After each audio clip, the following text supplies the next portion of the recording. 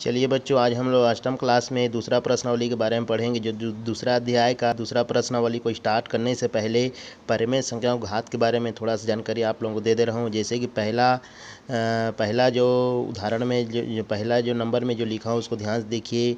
कोई परिमेय संख्या p/q के रूप में है और उसका जो पूरे का जो घात है वो m है।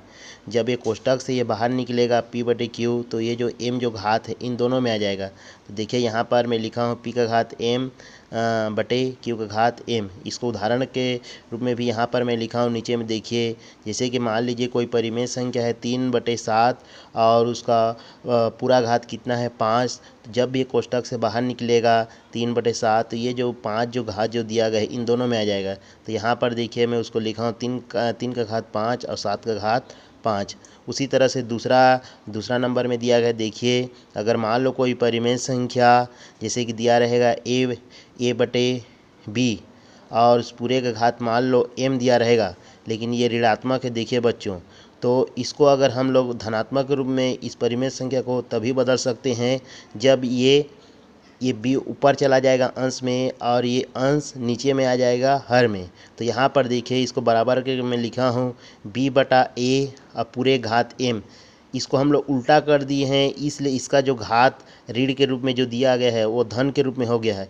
और यहाँ पर एक उदाहरण भी लिखा हूँ 3/5 पूरे घात ऋण 5। ये ऋण 5 है। तो इसको अगर मैं 5/3 अगर इधर में लिखूंगा बराबर करके, तो इसका जो घात ऋण 5 हो क्या हो गया है धन 5 हो गया है, समझिए।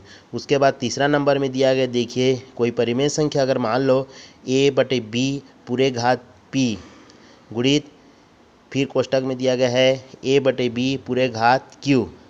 तो इन दोनों का आधार क्या है समान है। देखिए दोनों जो परिमेय संख्या है उन दोनों का आधार क्या है समान। इन दोनों को हम लोग आधार बोलेंगे। तो इन दोनों में से हम लोग एक को लिए हैं, अब p और q को क्या कर दिए हैं जोड़ दिए हैं।